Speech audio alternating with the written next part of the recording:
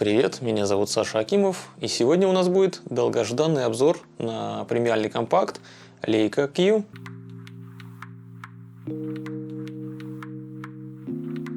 Я достаточно последовательно и методично стараюсь сейчас обозреть все более-менее значимые премиальные компакты. И в первую очередь, конечно же, я уделяю внимание компактам, у которых фокусное расстояние 28 мм, ну или его эквивалент. И в этом деле мне немало помогают как мои друзья, так и мои подписчики, потому что подписчики частенько дают мне камеры на обзор. Напомню, что все камеры, которые я обозреваю, я или самостоятельно покупаю за свои собственные деньги, или же я беру их у владельцев их. То есть мне кто-то иногда дает камеры на обзор.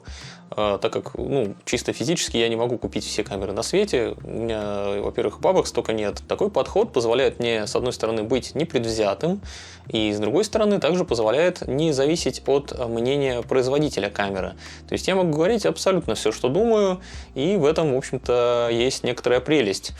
Для кого-то это может показаться и минусом, конечно. Многим, я не знаю, странным людям нравится, когда кто-то пытается в объективность, то есть и вашим угодить, и нашим, то есть сказать про любую камеру, что она, ну да, вот здесь вот немножечко не очень, а вот здесь вот она прямо, ничего, и тут, может быть, кому-то она понравится.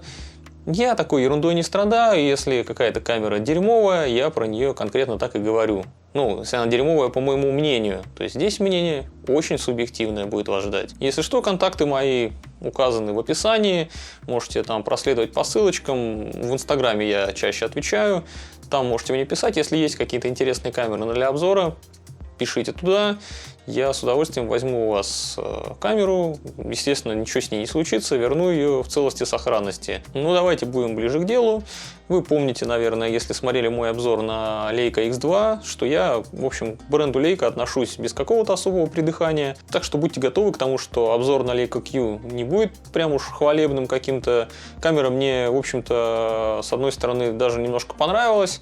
Но в целом я был немного ею разочарован. Сразу такой спойлер. Я уже очень давно мечтал обозреть Leica Q, но купить сам я ее, естественно, не мог, потому что я нищий. И ни у кого из моих знакомых на этот момент Leica Q не было. Там в какой-то момент была, но он ее слил, и я не успел взять у него на обзор. Но вот сейчас очень удачно мой дружище, хороший товарищ и подписчик взял эту камеру чисто поэкспериментировать, посмотреть, как она зайдет ему или нет, что может себе позволить. Этот же мой подписчик давал, кстати говоря, мне на обзор и камеру за миллион GFX 100 фуджифилмовскую, также и Leica SL тоже подгонял. Если что, ссылка на него также в описании. Он снимает довольно неплохие фоточки всяких автомобилей, каких-то вездеходов и вот всякую четырехколесную и двухколесную в том числе технику. И так как камера наконец смогла попасть ко мне в руки, давайте закончим уже с прелюдиями и покручу я ее в руках и вам ее наглядно покажу. Традиционно начнем обзор камеры от фирмы Leica с того, что посчитаем, сколько раз слово Leica на ней написано. На крышечке один раз, на объективчике второй раз, на самой тушке спереди красная точечка с надписью Leica, это уже третий раз. Четвертый раз сверху написано, пятый раз написано слово Leica. Вот здесь, над экранчиком. Шестой и седьмой раз написано вот здесь снизу. Особенно легкой эту камеру вряд ли можно назвать. Все-таки весит она 640 граммов. В общем, больше, чем полкило. Как такая солидная беззеркалка со сменной оптикой. Но здесь оптика не сменная. По сути, камера все-таки является компактным с фиксированным объективом 28 мм. Но в данном случае хотя бы понятно, почему вес такой большой. Тут все-таки прочнейший металлический корпус из магниевого сплава и алюминия. И такой вот здоровенный, мощный объектив с огромным количеством стекла. Кстати, покрыта камера очень таким приятным, шершавым покрытием резиновым. Вообще максимально не скользит. Конечно, выраженного хвата никакого у нее нет, даже какого-нибудь минимального наплыва. Но она вообще-то лежит вполне удобно в руке, так как сзади имеется вот такая вот выемка, такое углубление под большой палец, он в него просто идеально ложится, может в нем по-всякому гулять, как ему захочется. Но камера, в общем, уверенно держится, не выскальзывает. Только единственное, что вот это углубление, оно не покрыто никаким резиновым напылением или еще каким-то покрытием, поэтому, к большому сожалению, на морозе или, ну, даже не на морозе, а просто в прохладную погоду камера все-таки металлическая, она становится холодной, не очень комфортно держать голыми руками, но в перчатках нормально. Камера отлично сбалансирована, ее никуда не перевешивает, ну, то есть ни в сторону, ни вперед, ни назад, то есть она прям нормально, хорошо лежит, как ты ее не возьми. Так возьми, сяк возьми, как угодно. То есть, ну, она действительно хорошо лежит в руке. Как, ну, в принципе, у нее корпус по форме своей похож, что на классические там лейки, М-ки, что похож. Ну, то есть, он такой просто, не знаю, обычный брусочек металла. Никакой встроенной вспышки, кстати, в камере нет. Я использовал камеру, если мне нужно было вспышечку заюзать с Flash Q20. Ну, это такая с Wi-Fi соединением вспышка, которую можно использовать. Очень удобно. Все-таки нормальный полноценный башмак-то тут есть для крепления вспышечки, так что можно любые накамерные на ней юзать, тем более, что здесь центральный межлинзовый затвор, и он неплохо синхронизируется почти на всех выдержках. Корпус здесь в этом месте понижается, и вот в этом понижении как раз находятся основные органы управления. Конечно же, классическое колесико выбора выдержек, которым грех не воспользоваться, когда оно буквально у тебя всегда под рукой. Также есть тут колесико сбоку для дополнительных каких-то функций. По умолчанию здесь стоит экспокоррекция, но у него есть минус, на мой взгляд. Если ты в тканевых перчатках используешь камеру или даже в шерстяных, например, каких-то там варежках, то вот это вот место, которое здесь вот наплывает, как бы такой наплывчик есть, он все-таки заостренный, у тебя вот эта конструкция, она цепляет материал, ткань или шерсть. Ну, то есть, ну, не очень удобно сделано. Ну, это такая придирка скорее. Ну, просто такое, на мой взгляд, немного глуповатое решение. Но вряд ли кто-то с этим будет сталкиваться на постоянной основе. Я просто столкнулся пару раз, поэтому грех не упомянуть об этом. Рядышком находится кнопка видео. Не знаю, нахрен она тут прям отдельно вынесена. Можно было и спрятать ее куда-нибудь там в быстрое меню какое-нибудь. Я ни разу ее не нажимал, не думаю, что кто-то из владельцев данной камеры хоть раз в жизни ее тоже нажимал, потому что какое-то жалкое Full HD с фиговым контрастным фокусом, который будет туда-сюда скакать у тебя при попытке следить. Плюс нет тут разъема для микрофона, так что звук будет только писаться на саму камеру вот сквозь эти стереомикрофончики. И он, естественно, будет говняным и со всяким ветром и прочим. Ну, короче, это точно не для видеокамеры. Она создана, буквально заточена под фотографию только и все. Вокруг кнопки спуска рычажок включения. Единственное, что бесит, что он опять у них трехпозиционный. Тогда они почему-то считали, что это хорошая идея сделать включение серийной съемки, тут же, где и обычное просто включение камеры. Но ты постоянно проскакиваешь. Ну, не то, чтобы это могло как-то заруинить снимки, опять же, да, но такое решение, тупейшее просто решение, раздражает. Сзади у нас минимализм во всей красе, то есть он тут прям-таки процветает. И я вообще привык ругать его, так же, как я ненавижу, когда кнопки с важными функциями оказываются не под не под правой рукой, то есть не здесь, вот не в этой стороне, а где-то уносятся на левую грань. На самом деле здесь это вызывает минимум дискомфорта. Во-первых, тут кроме кнопки ISO и одной программируемой кнопки FN, на которой у меня тут по умолчанию стоит баланс белого, особо нужных кнопок тут и нет. То есть, типа, в меню или там просмотр я вообще не захожу, так что, в общем, по большому счету насрать, что эти кнопки здесь все находятся. Экранчик тут 3 дюйма, он сенсорный, им пользоваться очень удобно, он на 1 000 000 точек. Разрешение вполне приличное, картинка яркая, приятная, на солнце не слепнет, это я все проверил. Также здесь в уголочке есть прекрасный, просто отличный видоискатель с разрешением 3 680 000 точек. Это вам не гребаные какие-то дырки дальномерок, а нормальное, удобное для настоящих мужиков устройство, через которое можно посмотреть, как ты там все проэкспонировал, и все выглядит очень красиво. Рядом с большим пальцем здесь замечательная функциональная кнопка, которую тоже можно назначить разные функции. Здесь у меня сейчас стоит на ней кроп возможности. То есть иногда можно, если тебе неудобно 28 мм, я не знаю, что за люди, которым неудобно 28 мм, Но все же, если тебе очень сильно хочется, можно переключиться на 35 или 50. Но потери будут значительные по разрешению, потому что все-таки 35 мм здесь, если кропнуть, получится 15 мегапикселов, а если 50, то вообще останется всего 7 мегапикселов. Конечно, для соцсетей это годится. И что самое интересное, камера каким-то образом чудесным, когда ты кроп режим включаешь в JPEG, при этом еще исправляет дисторсию, соответственно, тому фокусному, по которому ты кропаешь. То есть, действительно, картинка, когда ты кроп делаешь на 35 мм, не просто обрезается, а она еще и дисторсию таким образом правит, чтобы выглядело, как будто ты действительно снял на 35 мм. Да, это такое я вижу впервые. Справа тут рядышком также находится крестовина. Обычная, стандартная. То есть, для того, чтобы просто серфить по меню, если уж ты туда все-таки решил заглянуть, и чтобы двигать точку фокусировки. Если тебе прям уж притят сенсорные экраны. Сбоку, под прекрасной крышечкой, такая она прям очень хорошая, качественная, находится два разъема, HDMI и microUSB. Никакой проприетарной хрени, как было в SL, тут нет. Но microUSB, конечно, здесь какого-то очень древнего, видимо, стандарта, наверное, может быть 2.0. Картиночки скидывает камера невероятно долгое время на компьютер, потому что файлы здесь, в общем-то, довольно немаленькие для подобной камеры. И это затяжной процесс скидывания снимков. Ну и, надеюсь, не надо объяснять, что все органы управления, все рычажки, все кнопочки, все колесики, все это металлическое, все сделано из металла. Ладно, давайте посмотрим на нижнюю сторону камеры. Здесь понаписано, какая это модель. Leica Q Type 116. На одной оси с объективом находится резьба для крепления штативной площадки.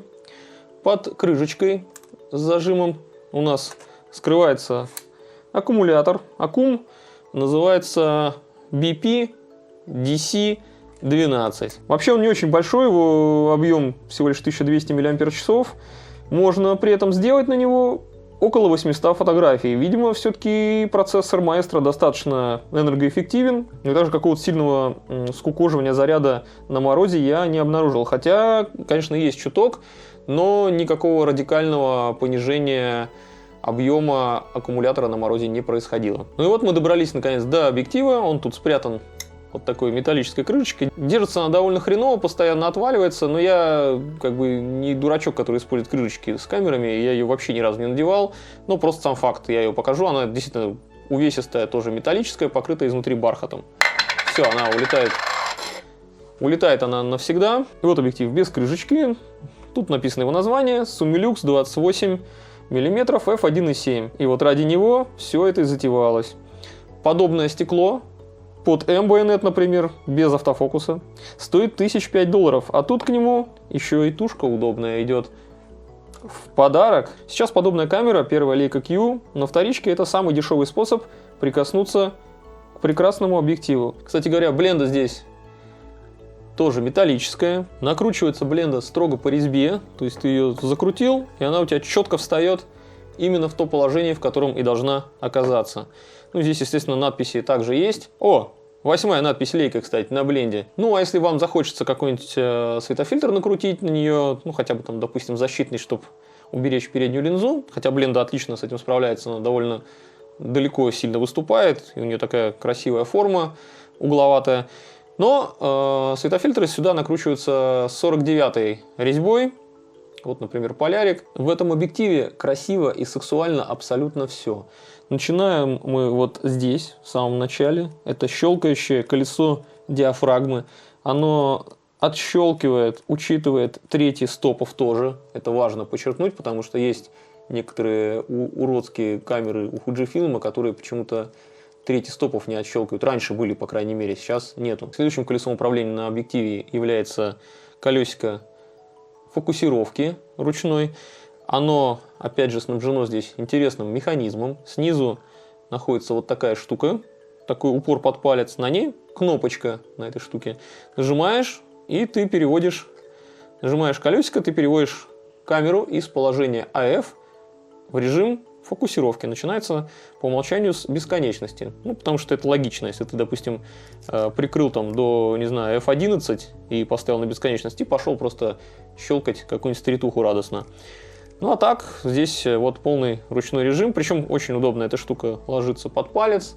ты ею можешь классно, удобно управлять. Очень плавно движется. Честно говоря, я не смог понять, оно по-настоящему механическое, то есть у нее настолько такой тугой ход, очень медленный, плавный, удобно очень фокусироваться, или оно все же электронное. Потому что на самом деле какой-то похоже, что лак немножко ощущается. Не могу точно утверждать, не буду врать, потому что у меня спецификации ее нету. У самой лейки я не спрашивал. Ну и ближе всего к корпусу колесо. Здесь находится переключающее камеру в макрорежим. Ты его вот так поворачиваешь, и у тебя очень красиво сдвигается вот здесь шкала фокусировки. Очень эротично это все движение. Визуально приятно сделано. Позволяет, кстати, макрорежим фокусироваться с 17 сантиметров, что для полного кадра довольно неплохо на самом деле. Ну, хотя здесь довольно широкий угол, так что, ну, такое, это совсем около макро. Резкость у объектива, в общем-то, отличная, так что вполне годно для таких любительских целей.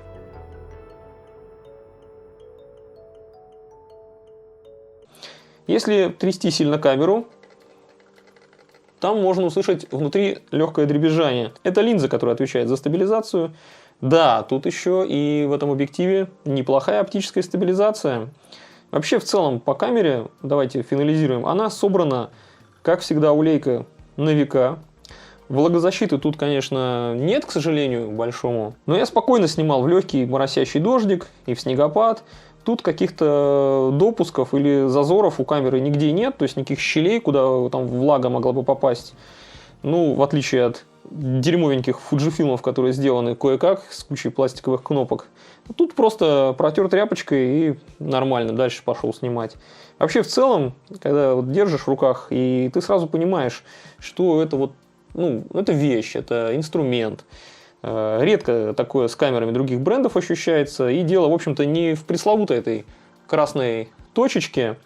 Я ж не какая-то ванильная фифа или модник. Дело тут действительно в запредельном качестве материалов и исполнения.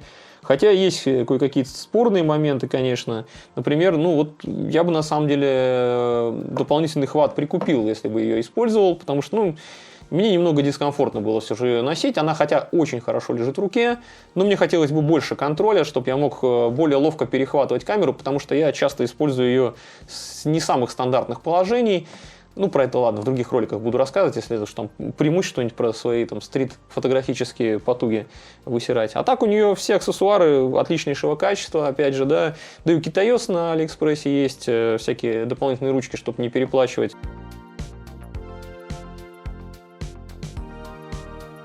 Несмотря на то, что у камеры выдающееся качество исполнения, действительно сделана она будто бы на века, но это уже традиционно для Leica.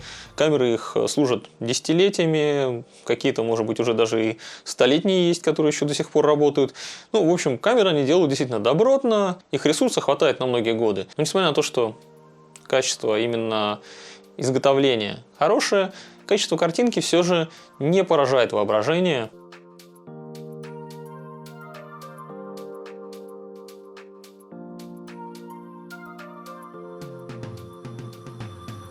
Матрица здесь примерно такая же, как и в камере Leica SL первого поколения, на которую я делал обзор. Можете тут по всплывающей подсказке посмотреть. Здесь та же самая, в общем-то, камера, что была в ранних Соньках полнокадровых на 24 мегапикселя. Ну, не такая древняя, как у А850, а более современная версия. Это вот как в А99, только без сглаживающего фильтра. Ну, в общем, примерно такая же, как и в компакте, который я тоже обозревал, RX1 R от самой Sony. Соответственно, не думаю, что нужно объяснять, что на высоких ISO и в ночи камера себя чувствует вполне хорошо.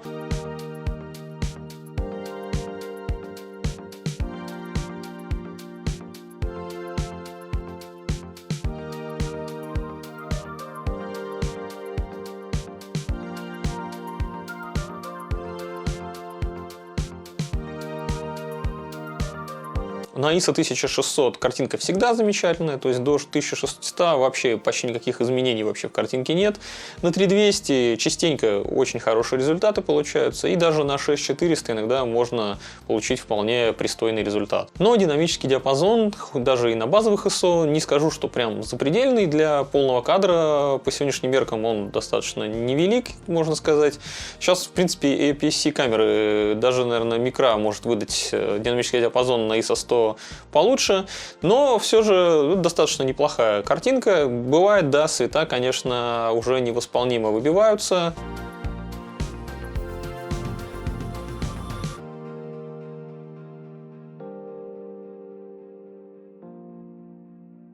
Но зато цвета у камеры гораздо краше, чем у Sony.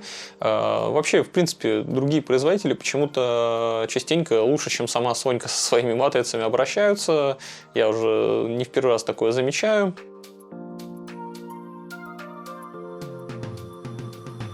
Но цвета и баланс белого достаточно хорошие, допустим, в ночи, в кромешной или в солнечный день.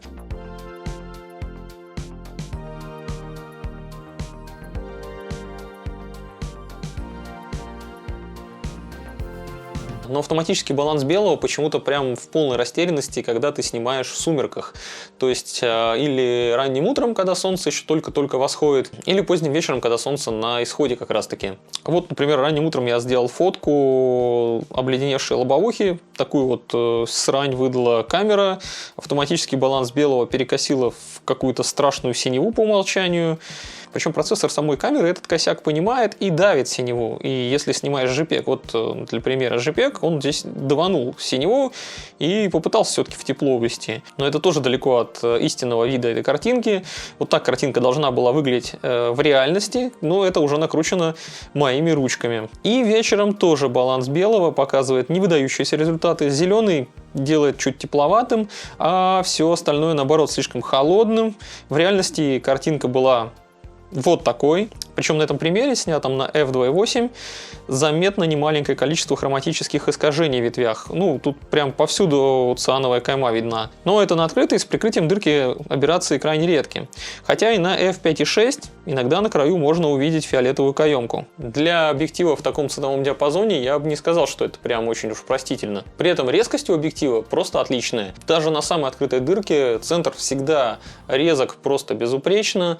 Края, конечно, слабоваты, где-то до f4, но с прикрытием диафрагмы, естественно, все это выравнивается. Где-то на f5.6 уже очень равномерная резкость и по краям, и по центру.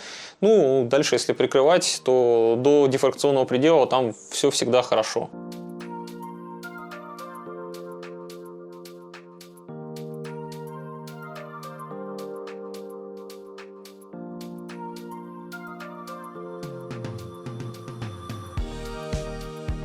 Повышенной четкости картинки также способствует, естественно, и матрица безглаживающего фильтра. И она, в общем, такая же, как на Leica SL, как я уже говорил. И здесь, так же, как и на Leica SL, я смог словить муар, ну, всего в паре кадров. То есть камера отлично справляется с его подавлением, я так понимаю, все-таки на программном уровне. Также у объектива имеется небольшая бочкообразная дисторсия, довольно незначительная, кстати, для 28 мм. Но, опять же, внутрикамерно, программно она исправляется просто великолепно. И, казалось бы, объектив, в общем-то, достаточно хорош, несмотря на то, что у него есть какие-то небольшие минимальные недостатки. Плюс-минус он все-таки действительно крутой, Leica в этом плане молодцы, но у него есть один недостаток, даже скорее не у самого объектива, а у того, что камера имеет полнокадровую матрицу, крупную. И одна из причин, почему я не очень-то люблю полные кадры для таких повседневных каких-то съемок, потому что у них есть бокешка. И я не о том, что бокешка какая-то некрасивая, уродливая, или она мне не нравится визуально.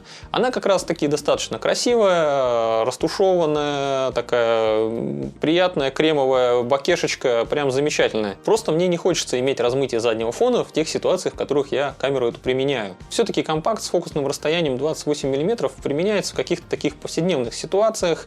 Ты используешь эту камеру по большому счету в тех ситуациях, где ты использовал бы убогий ущербный смартфон.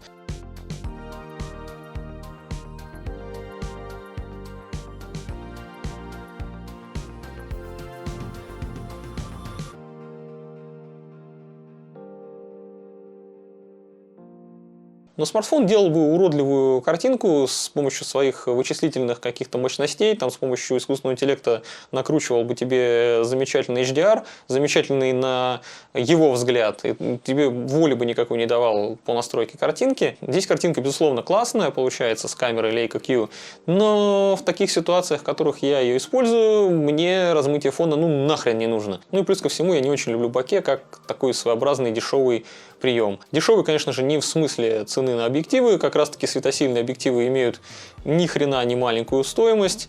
Чем выше светосила, тем объектив всегда дороже. Я говорю о том, что открытие дырки, оно такое бездумное, оно не требует каких-то творческих затрат с твоей стороны. Ты просто что-то снимаешь, у тебя объект всегда выделен, в остальное все размыто в сопле. Но есть куча других способов выделить основной объект, не используя для этого размытие, и мне гораздо интереснее пользоваться именно такими визуальными способами донести свою мысль или выделить главный объект. Здесь же камера мне не дает фактически такой возможности, даже если прикрыть диафрагму там, до f8 или f10, потому что все-таки это полный кадр, и у тебя в любом случае какая-то хотя бы минимальная бокешка присутствует в кадре.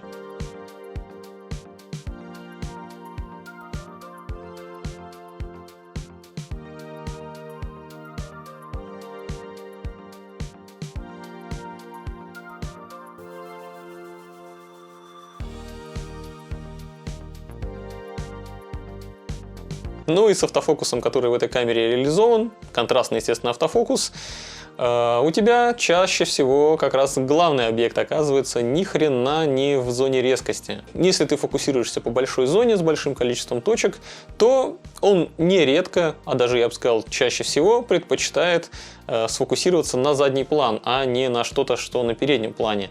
Это крайне тупо, выглядит нелепо, но как факт приходится это принять.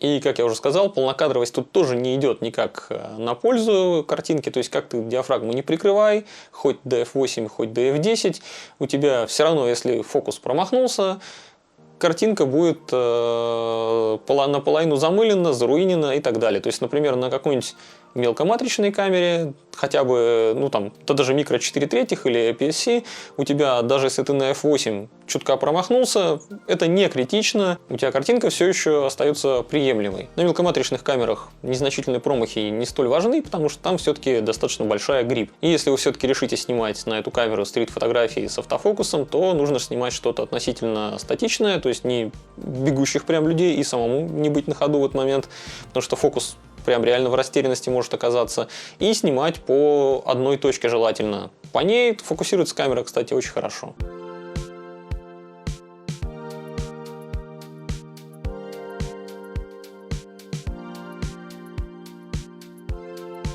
Про следящий фокус я вообще молчу. У этой камеры его можно сказать, что нет. Ну, он в настройках есть, но если вы фанат скачущих туда-сюда бешено линз и полного непонимания, что у тебя сейчас вообще в фокусе, то можете, конечно, включить его и попробовать. Но как бы я сейчас вот автофокус не засирал, он по одной точке действительно работает неплохо. В любое время дня и ночи он действительно фокусируется. В сумерках он значительно тупить не начинает. В ночи фокусироваться тоже не отказывается. То есть ты действительно снимаешь даже в достаточно серьезно тяжелых условиях, и он все равно пытается сфокусироваться и часто действительно достаточно оперативно наводится куда тебе нужно.